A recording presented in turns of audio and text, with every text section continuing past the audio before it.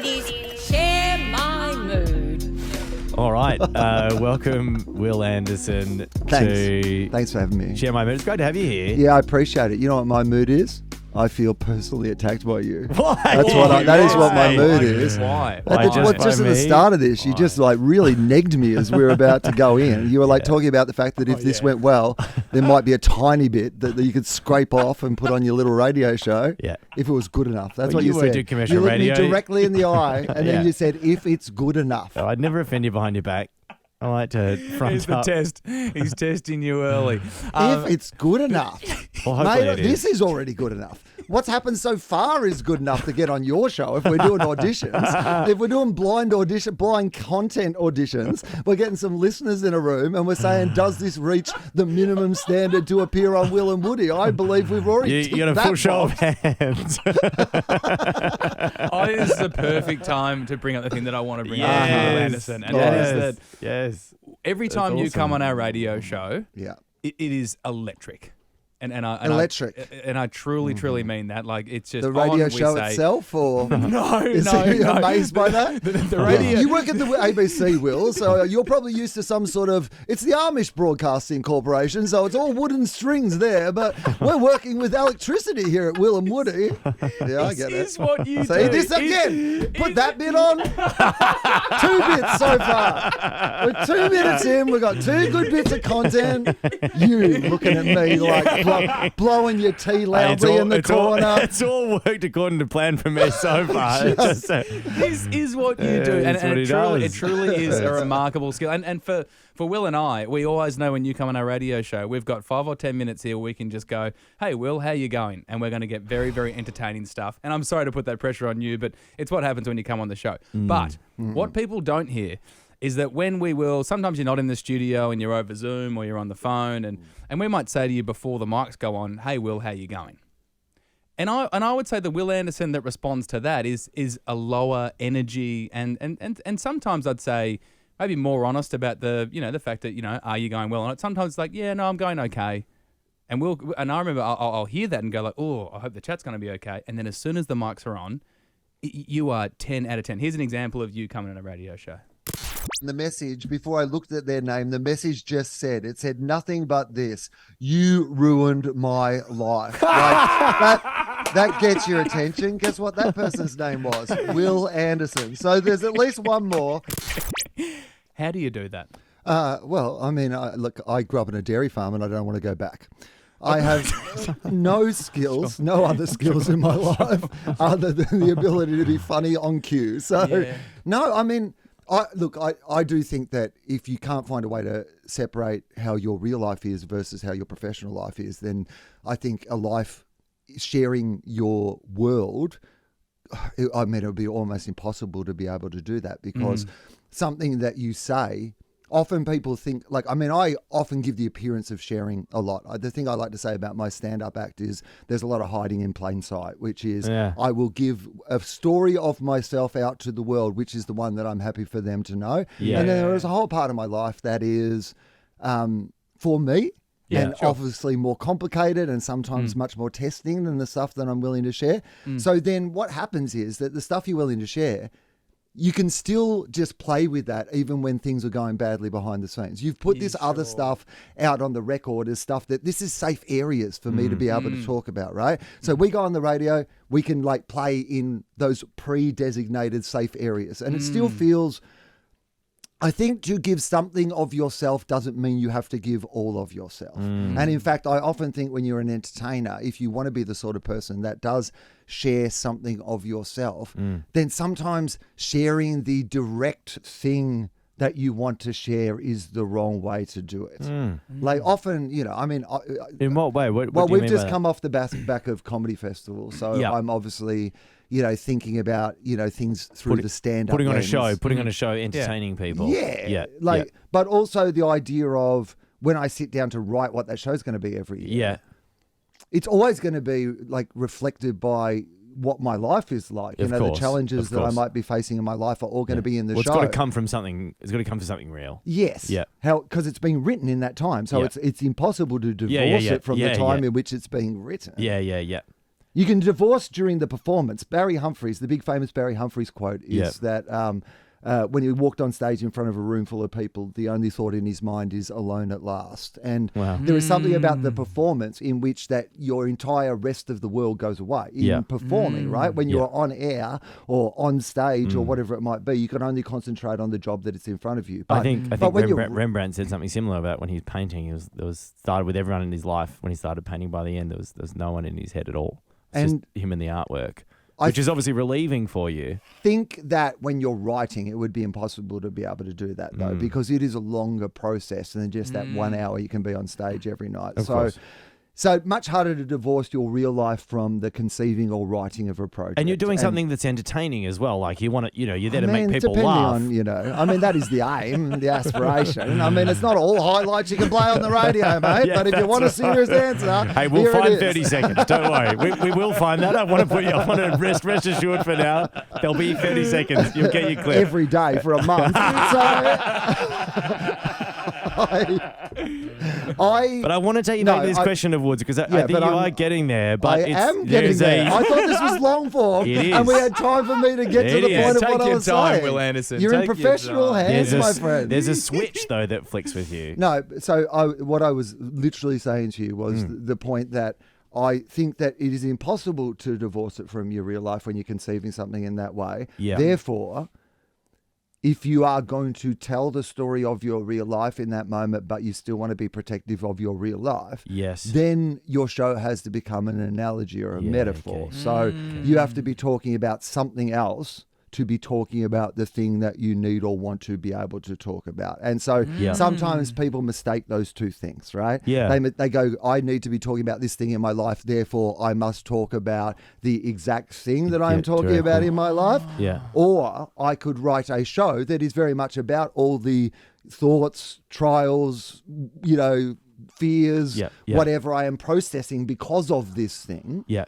But never actually reveal what that thing is. You can put it into something else. I mean, there's one in my show this year that is not in the show. Okay. That is a major contributing factor to what I talk about in the show. Yeah. But I have the same conversations through the prism of turning 50 or my dad turning 80. They're like, even though those worries or fears or reassessments of my life came because of another big thing that happened in my life that I don't want to talk about, you can still incorporate the emotions and the thoughts and the perspectives and those sort of things still into the show without talking directly to that thing. But you're talking about... See?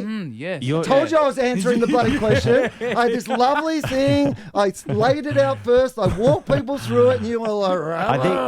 I think you got halfway there. Halfway there? I think you covered it off in terms of like the content side of it. I think that's kind of beautiful that like you can get something in your life and you can analogize it through something else and that's still a form of processing, no doubt about that.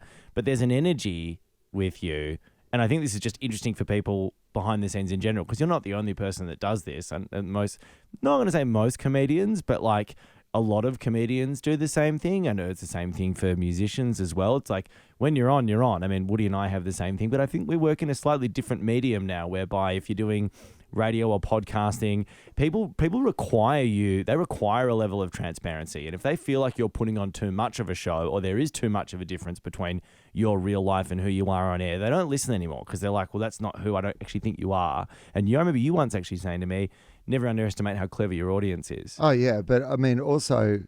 a value you're allowed to have is privacy.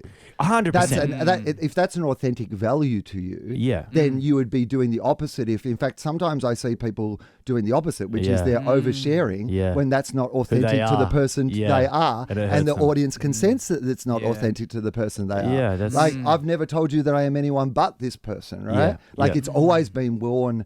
My privacy has always been part of my brand and my DNA. The reason, some of it comes with sacrifice. It's the reason you never see me at an opening night of anything or in the papers, because of my personal life or any of these things, is because I've dedicated my life to those things being private and not part of my world. So it's authentic to who I am to not talk about that. I think this demand that somehow your audience, here's what my audience, I'm even the same when it comes to meet and greets and stuff after shows. Not part of the deal.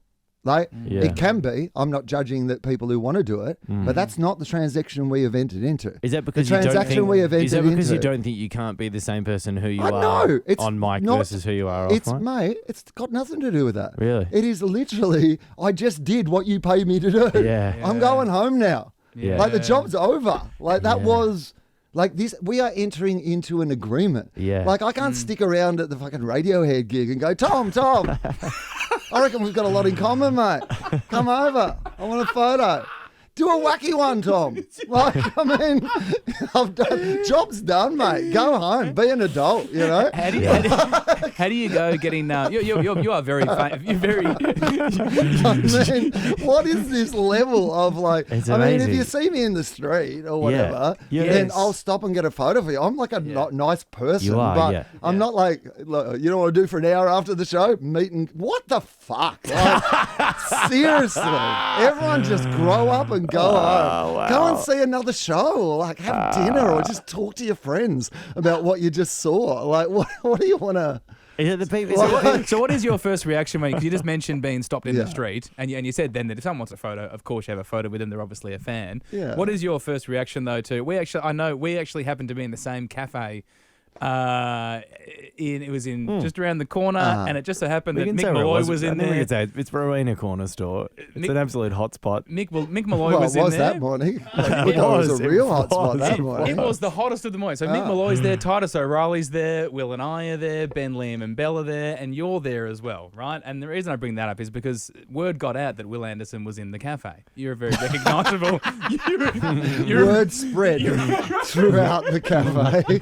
Well, hilariously, there's a mural of us making out on the side of the cafe, Yeah. and we were meeting Ben and Liam and Belle, who do the radio show on Nova, and Liam rocked up and he was like, "Is this just the biggest fucking flex of all time? You've chosen to come to the place where you got a painting of you on the side, and you know Wil Anderson and Mick Malloy were in the front here, and you've come to And strong Effie. arm, and Effie's in there as well. Mary Custis was there as He's well. like, you've come to strong arm us into some radio intimidation. Amy Ruffle from Thank God You're Here. Like, it was, let's not mention Amy. It was all happening in there. But how do you feel knowing that when you do walk into a cafe, or you can insert restaurant there, or any location in public, knowing that there are going to be a percentage of people in that room that know that's Wil Anderson? I don't think that happens very often. Like, I dress very incognito, as That's you true. know True, from yeah. seeing me. Yeah. I always have a hat and sunglasses on because I do like to be private. Yeah. And Oh, really? You haven't said. I've come to do your silly little podcast or whatever it is. So, out of just kindness and courtesy and the fact that I like you. So there's no need. I've given you your radio grabs. I've given you a serious answer to things. I had a rant. Don't be prickly about your it. team have never laughed this much. Like they don't even understand that how someone can be this funny and interesting They're for this amount of getting period of time. carpal tunnel writing down time codes on the grabs Hey, we can just get. make sure you don't Play it all ask. straight. You just Let's can't have a drop it drink at with him afterwards, though, guys. Just make sure no chat once he leaves the studio. I think it's all understood. Don't worry. Very nice. I think you'll find the comment was from your team on the way in that we'd had like a lovely chat in the foyer while you were doing whatever showbiz thing you were doing. I was being a man of the people, having a bit of a chat. How That's did what it I feel? was doing. How did it feel? I'm fine with it, mate. I just don't invite it into my life, right? I don't need to go around like, could you please put a mural of me kissing my radio partner on the wall because I need attention? I just like to go about my business privately. I guess we're just different. That's all. What do you need? What do you need for your confidence though, or ego, or is there something you need to be the performer that you I are? don't know. Will? What do you mean? I mean that what gives you the confidence to go up on stage as much as you do and do stand up I comedy? don't think like it's that? confidence. Like I really think it's just I've done a lot of it. You know, Yeah, sure. like I just think if you do enough of anything, you eventually you both have a certain amount of skills at it, but you also have wrestled with the idea of whether you're good or not good at something, and you probably are much more aware of your limitations. A lot of disappointment in life comes from people who aren't aware. Like you often when we feel, and myself included when I was younger, when you feel bad about yourself after a show or whatever, Yeah. Often it would be because you were holding yourself to an impossible standard, or maybe because you were young and like you thought that you had like higher standards in you. Like I think as you got older, you like know a way to strive to be better at what you do. Part of that is not holding yourself to a standard of perfection. Like some of it is like, did I learn something tonight? Did I do my best? Did I try to like, if it goes great, great. If it goes not as well, fine as well. Like it all just feels a bit the same now. So there is it doesn't really involve like an ego in that way like I just like doing it. I was telling you before we started that I'd done a bunch of other people's shows at the festival and and you enjoyed I get the same amount of energy from like the reason, I guess it circles back to your first question, which is when I come on the radio, I believe that there is an energy in creation itself, right? Being creative, the act of creating a moment or something funny has its own internal energy. You don't necessarily have to bring your energy to it in so much as you have to unlock the energy that is already in the moment of like creativity, right? Like I often talk about why I love my improv shows is because I love the act of creativity, the act of creation more than I love the act of recreation, which is often what stand-up becomes over a period of time, is like saying the same thing. Well, what television becomes as well. Guys, can you just do that again? Yeah. It's the same way. So I'm excited by like the act of creation rather than the act of recreation. That's why I've never like been an actor or been able to act as well, is because that's not my thing. But I love creating something. Like I like coming up with something, and it has its own internal energy. So whether it be to do that on stage or to do that on the radio, it doesn't feel any different to me. Like to come in and do this with you today, I'm still looking at playing the creative energy game. So when we're about to start, like, I mean, because we've just done this a lot and we're doing something a bit different today. So Will says that thing before I start and I go, okay, great. That's fun. That's the start of our game that we are playing in a creative sense today. And then we're going to play this game a little and like, okay, Will's pushing back on me because now he wants me to be a bit more serious and answer his question. And now he's like, oh no, I haven't been funny enough. So I'll be a bit funny here. And now I'll prove him wrong by looping it all together and making it feel like we knew what was happening the whole time. You know, like there's a game being played. You enjoy there's a creative, we're making something 100%, together, right? And I say that in regard to the podcast, which is always, I never think of it as me interviewing somebody. No. I always think about the idea I'm inviting someone around and we're making something together. And then forevermore, we will have made this thing together. When people listen to this, which they will historically in the future, it'll be in a museum. They'll be looking back at one of the greatest podcasts, the only podcast that was played in its entirety without advertisements. The whole network had a day. They played this straight, didn't even beep the F word. That's how much people were compelled by this bit of people will. It's a thing. To them, they don't differentiate between, they go, this was a thing I listened to. They don't go, this was a podcast or this was a whatever. It's just something they consumed. It was just something that was made with a group of people in a time and that they listened to. That's it. And it doesn't matter whether that's on stage that's or a constant thing for you when you're making something. But again, I mean, I hate to get back to this, but I do find it really, really interesting.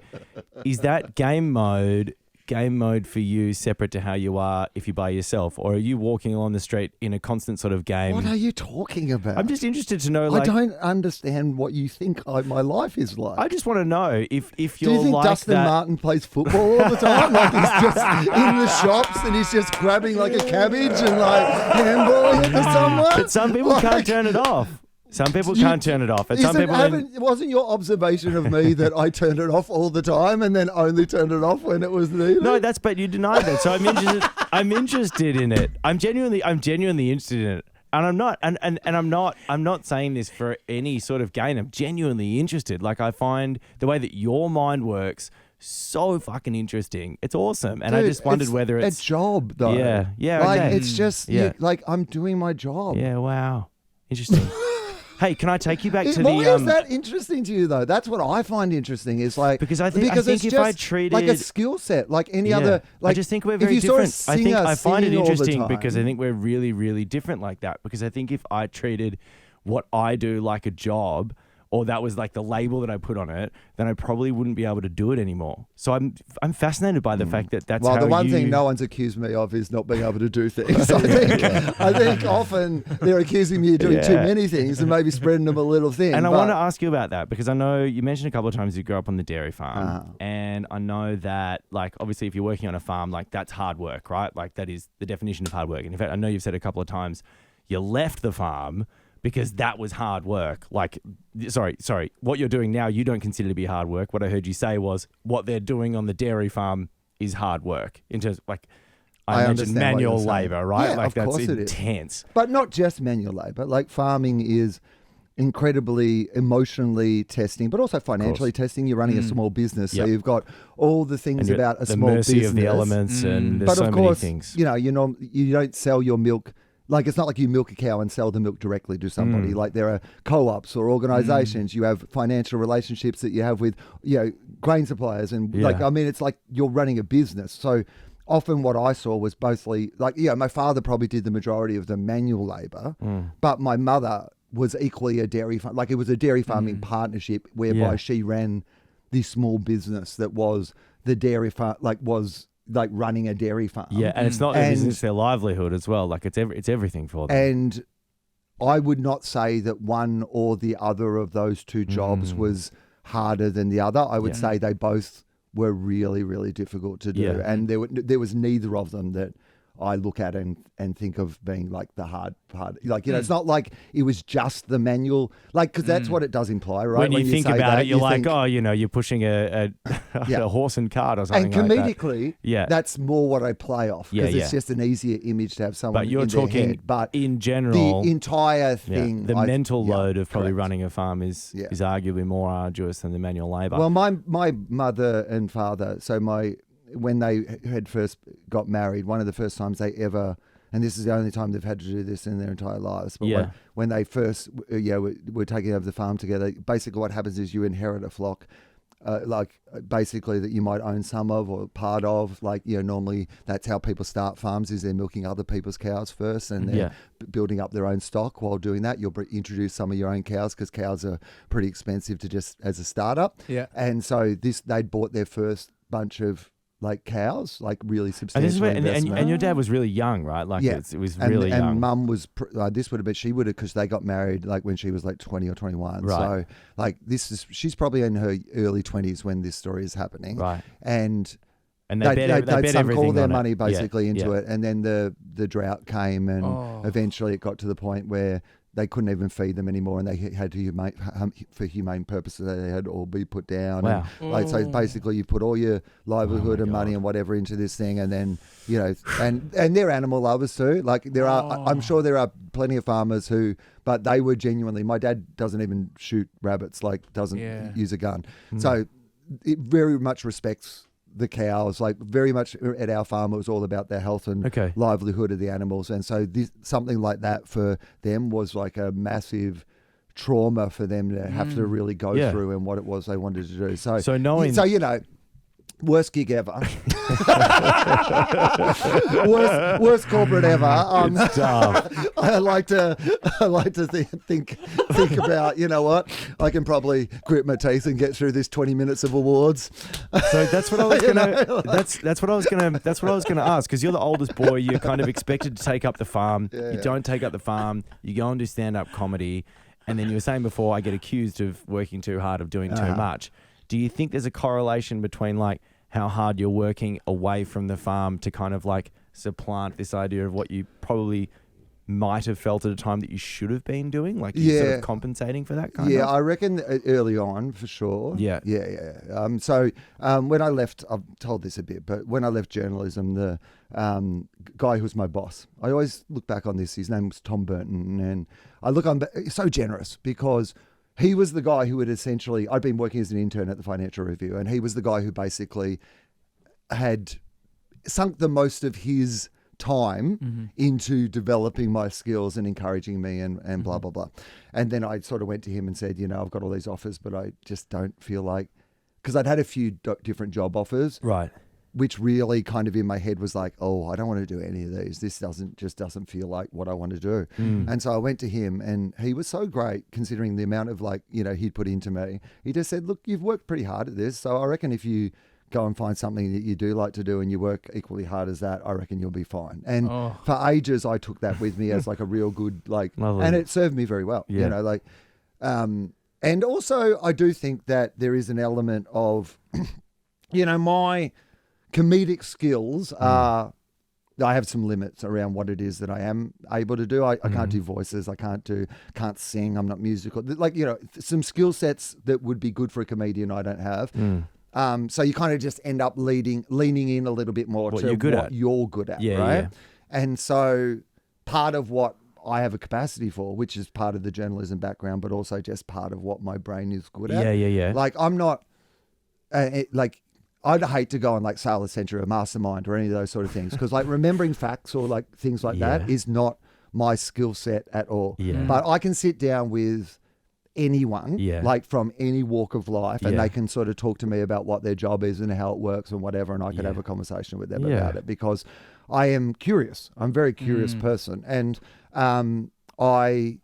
that's obviously quite a good skill set to be able to talk to somebody and synthesize what they think or what they say and be able to understand it. Yeah. I don't have a great capacity for being able to then remember it, but it served me well in, like, say for Gruen, often I'll learn everything there is to learn about air conditioners for a week. Yeah. Like the industry, the makeup of models, like every single ad, and it'll all be in my head for when I need it for the show. And then once it's done, that's gone, and then I'll pick up whatever else it is to need. But it's obviously been a skill that has served me well. But with that, part of that is intrinsic in a work ethic. You have to do the work to be able to fill it up. So sometimes you're constantly working with that. Is it like a burden to feel like you need to keep working that hard? Because so I think there was a time where when I've been doing work that I didn't like enjoy as much. But now I'm lucky enough that I'm in a point in my career where I only do work that I enjoy.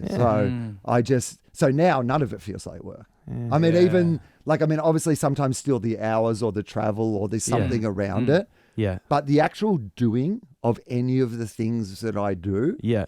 I mean, this actually makes me sound like an absolute prick, and so I'm about to say this, but it's a nice thing to say because I'm not sure that I've actually said it out loud recently. But in the last few years, what I've essentially been trying to do is get rid of anything creatively in my life that isn't... It's a chore. That isn't like just me being able to be as creative as I want to be. And then again, like the energy of creativity, right? Suddenly then none of it feels like a job anymore. Yeah, right? You did just call this a job before, but I'll let that go. I mean, it's still a job. Like, I mean, it is a job. But you can find the part of it that you enjoy within that. Yeah. And that's all that I think both of those things exist at the same time. Yeah, cool. And I mean, that's what they should. Like, that's what you're working towards. That's what you hope for. You're working towards that point where you can go, all right, I can like be at my most creative within the framework for which my creativity will be most financially rewarding.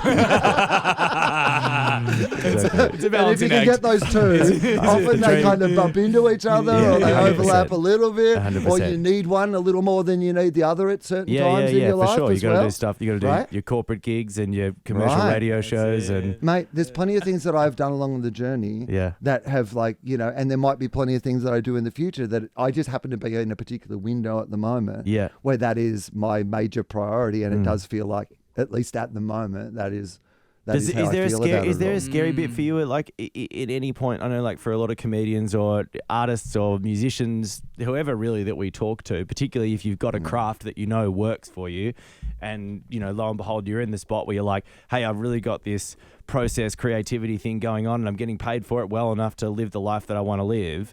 Is there any sense of fear that ever creeps in about like not being able to continue, like worrying about the fact that your mind might be slowing down, or that sweet spot's waning or getting out of your reach at all? I think that the only thing that you're aware of, and I'm fine to be aware of this, is that you're never going to be like the hip young thing forever, right?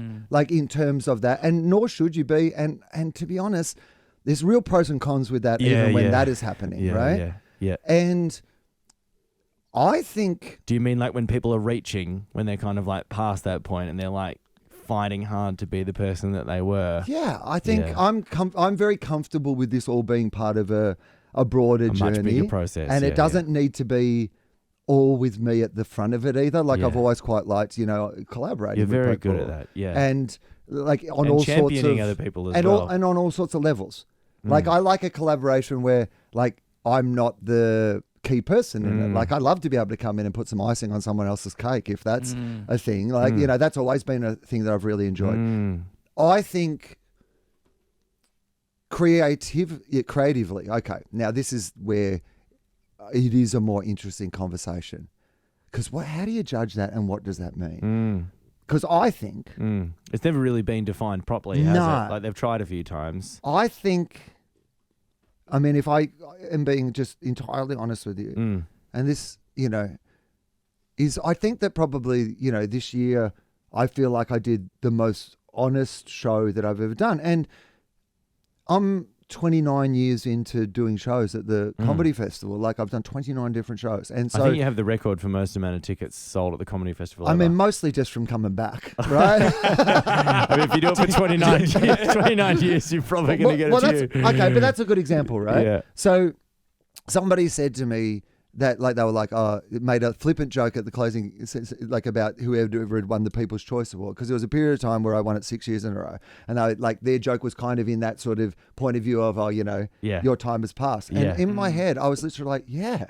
Of Yeah. course. Yeah. And so it should have. Like the person who's winning it now was the age I was when I was. Like Yeah. it would be horrible for this beautiful festival and industry if it was still just me. Like I'm fine. Yeah. Like mine, I've got a great audience. They let me do what it is that I want to do. There's still plenty of them to be able to pay my bills and don't have to do anything else. Like that's actually more fun for me than when that other part of my life was happening. Yeah. So it's certainly, I mean, it was fun when it happened. Yeah, of course. But it would be certainly more fun than letting it not being that anymore ruin what's happening now. Yeah, for and sure. sometimes you see that where, like, I literally said to you when the mics were off, I was like, I just had the most fun I've had in like so long this year. And so much of it wasn't about how well you it wasn't show like, went. hey, I got like 5-star reviews and everything, or blah, blah. It was about things that were much more broad than that. It's funny because And- another thing I heard you say was that your ego and your self-worth wasn't attributed to any sense of success. Like you don't necessarily ride that in terms of like how you value yourself as Certainly the things I feel worst about in my life don't have to do with my career. Like, I mean, if you were going to make me list the 10 things that I think I've fucked up the most in my life or feel bad about the most in my life, none of Have them would anything- start with, I was at Gruen one day. I hope not.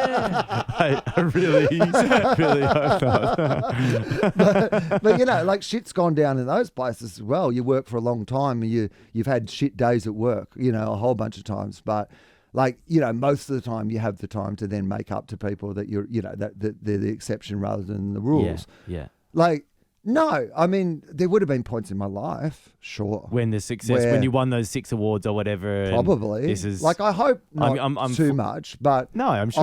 How old were you when you how old were I'm you in when my you won those? 30s, so You're in your 30s, yeah. so like enough that I Yeah. probably, but Yeah. but there would have been, of course, you're young and you're dumb and you don't know what you're doing, and but I do think that there's something about this idea that we have about, I don't know, being in the moment, very in vogue to like talk about being in the moment in things.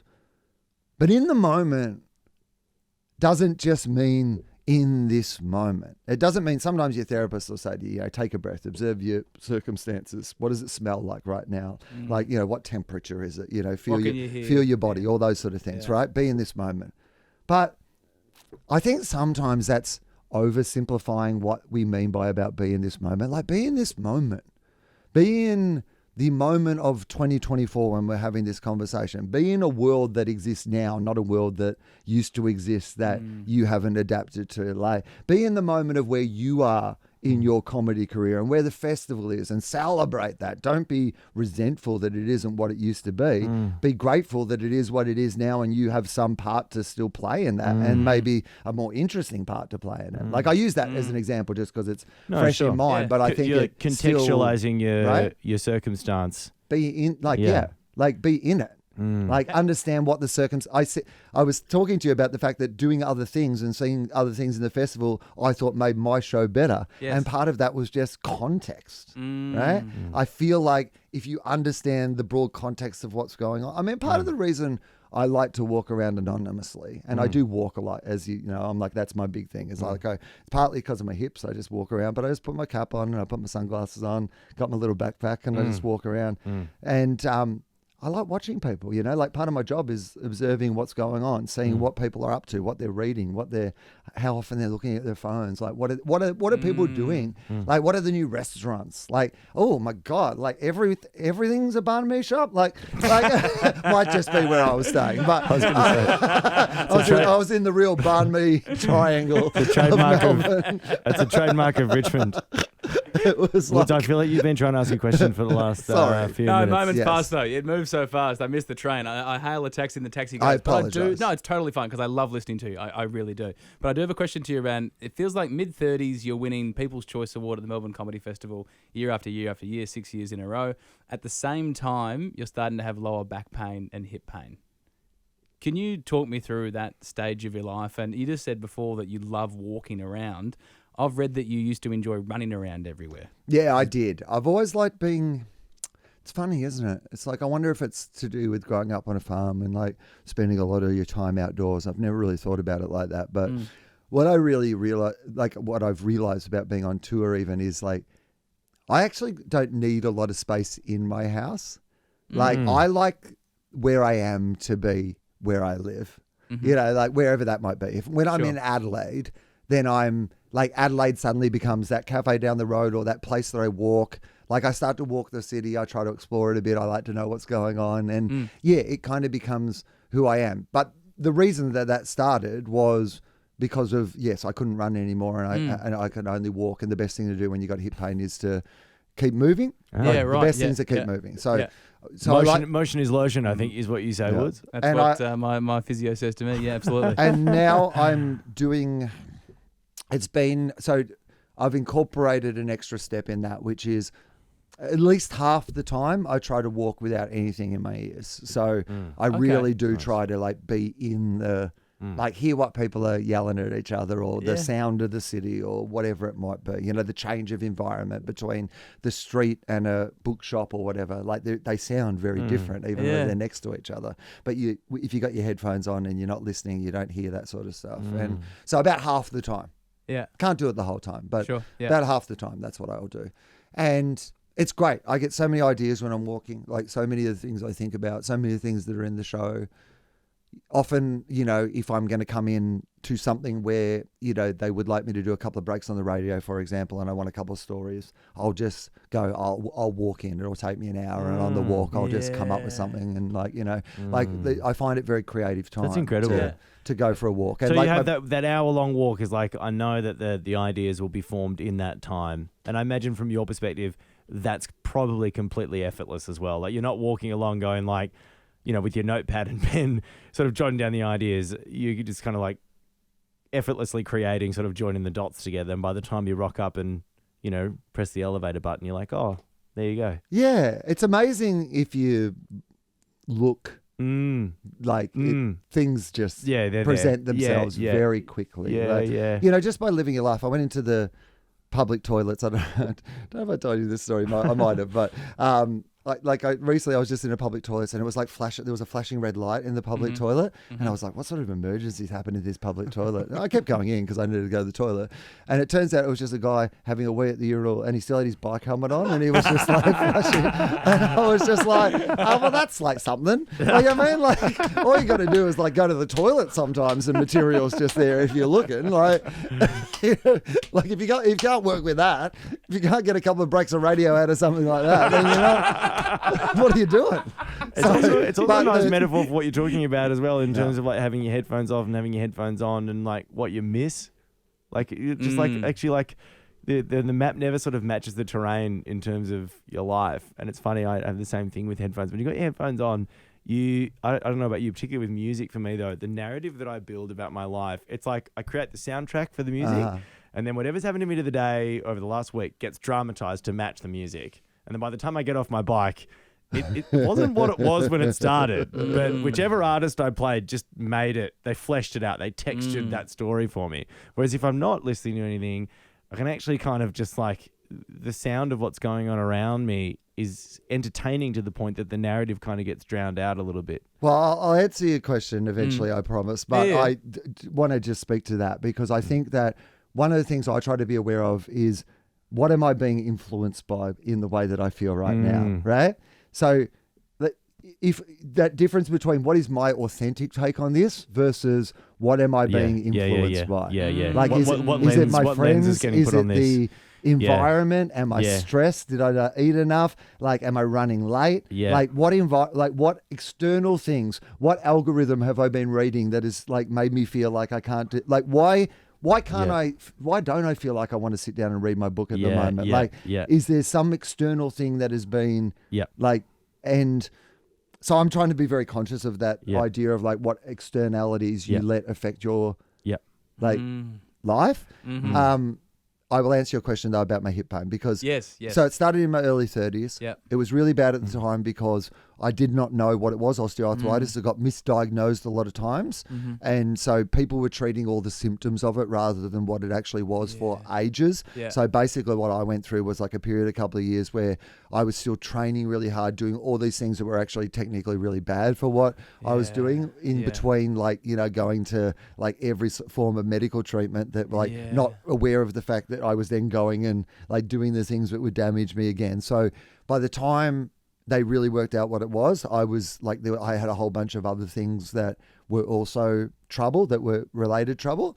Over the years, it's got to the point, because I manage it now, like I'm medication other than medicinal cannabis free. Like I don't use, that's not true. I use like an anti-inflammatory at night to help me sleep through the night. Yeah. But other than that, like completely free of any sort of, you know, like hardcore medication. Haven't had the operation, but managing it mostly at the moment through, you know, just pain management. It's not without pain. Sure. And I have to be a bit careful about it. And at some stage I'll have to get both my hips replaced. But it's amazing what like lifestyle changes, like just, you know, managing my pain, knowing what it is that is good and bad for it. Have like, I mean, if you'd seen me at 30 versus now, like I'm much better at managing the lifestyle. Like, I mean, I've had some bad periods in between because if it gets out of control, it gets really badly out of control. And basically, sometimes you give up things, obviously, because of it. So, like when I was touring in America, the thing that like people have often asked me, are you going to go back to America and tour? And I like this show that I've written could tour. It's a, you know, it doesn't have anything specifically Australian to it. But I just don't think that my body would sustain the flight. Not well, because it's also then a series of other flights on smaller planes. I could probably do the flight America's over, big, on a big old plane, but like a lot of that travel in between, like that was what really, the last time my body was really bad was at the end of sort of when I was doing all that, because it was just so taxing on my US tour the last time. Yeah. So that was when it really got really bad again. And so not doing that has made my life better in every other way other than not getting to do that, if that makes sense. I've got one more question. All right. Have you got another question? No, far away. Okay. I'm really interested in this because I thought this was awesome. I read that when you're back on the dairy farm, your dad and your brother would go to bed, and what got you into this like comedy and your interest in entertainment was watching TV with your mum. Or like you used to watch comedy with her. Did she take to a Billy Connolly show when you were 17 as well? Is that so? Mum, it was funny. I was talking to Ed Cavalier about this, and he was like, you know, story of your life. It's just, you know, your dad and the farm, and then your mum going, this is not for him, and taking to musical theatres. And I'm like, yeah, pretty much. Okay, well, before you go on, that's the question that I wanted to ask was, and maybe you've already answered it, maybe it's as obvious as it is, but like, is it like the role that your mother played in who you are? Like, do you think that you would be who you are without her? Well, I mean, obviously not. You're not going to be who you are. Sorry, but like, would you be doing what you're doing if not for her? Well, I think that what our parents were really good at, honestly, both of them, was this idea that you didn't have to do anything other than what it is that you wanted to do with your life. There was never any like. I mean, sometimes this year's show is actually a little bit about telling the truth a bit more about. Like, because sometimes over the year I've over exaggerate, like, you know, the devastating loss it was for them that I didn't go into farming. But there was never a moment that in the entire thing where in fact, it was very important to them that we all chose our own things, and there was never any pressure on my brother to go back on the farm. He chose to do that, and I think again that's part of why he was happy to do it. He's a builder by trade. Yeah. He went overseas and worked What in London and beautiful travelled parents and you whatever. had. So it was like, to have that level of secure attachment. That's really lucky. So mum, so dad would go to bed early. My brother's younger, but my dad would go to bed early, and because of irrigation or whatever, farm life, getting up to milk cows and whatever. And so mum would, so she'd sit up, and it wouldn't even be that late. It would have been like ABC Monday night, probably 8:30, like maximum 8:30, 8:30 comedy, I reckon it was back prime then. time. And then, it was like Young Ones and like shows like that, Blackadder. And then I think Allo might have been on Channel 7 at the time or something. But these kind of like old school British comedies that were like slightly naughty, but not like naughty. But, and we would watch those together. That was certainly the first sort of comedy I saw. And so most of the comedy I knew when I was young came out of that British, like Monty Python associated, like Billy Connolly. Yeah, absolutely. Rowan Atkinson. Dawn French, like, that sort of school. Ben Elton, obviously, he was a big one. And so, Fry and Laurie, that old school British, era of comedy. The Cambridge that basically, Footlights. basically anything any of those people did, the ABC would show. And this was back in the days of two networks where we lived. So ABC and Southern Cross, which was like the commercial network. So mostly we just watched the ABC. Do you think you then wanted to move into, just picking up on two things you've said here, mum quite stressed farm life, dealing with the back of house stuff with dairy farming. And I would imagine that for her watching TV at night, comedies, she's relaxing and she's laughing. And you get to witness your mum feeling good. Do you think there was a part of you that saw the way that your mum responded to comedy and then went, I want to be able to do that? Oh, nice question. Yeah, that is a good question. I mean, do you think that me growing up watching ABC comedy has directly in some way like led to me performing ABC comedy on ABC comedy for because you're imagining your mum 20 years on the couch watching you on TV laughing. Yes, that's what I'm suggesting. That's what I'm suggesting. You'd think she'd enjoy my modern stuff more if that was the case. No, they watch still, I think. I think her and dad even like watch, most, like they'll catch up with what I'm doing. But no, there's never been, it's funny, that's definitely where I was introduced to what it is that I love to do. But there's definitely not that sort of connection of, like, in fact, if anything, it's so kind of not special to them that, and not in because sometimes when you say something like that it's not special to them, people want to read too much into that, right? Of course. But they watch, mum came to see the show, like, dad used to come, like he's too old now to kind of sit in the theatre and whatever, but like they're supportive. It's just not like, it's not the be all and end all that they enjoy the show for you. And they kind of just, they know me as like, they're my parents.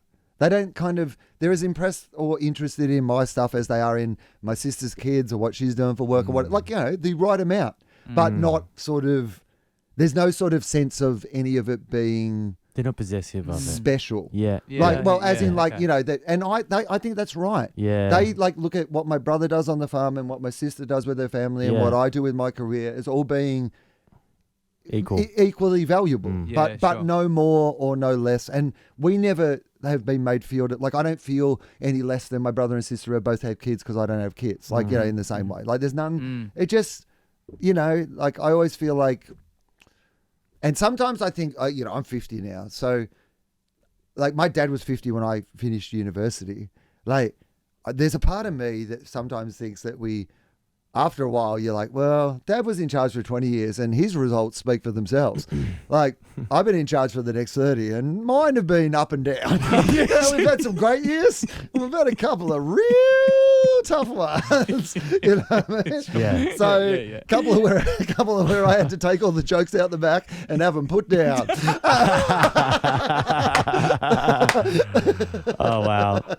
Well, on that note, Will, I mean, that that's a bit where I lovely tied it way to- all I together. know, I can't believe it. I hope we can find 30 seconds of this opera. Yeah, wow. Well, Comedy, I think we wouldn't be doing drama, it justice.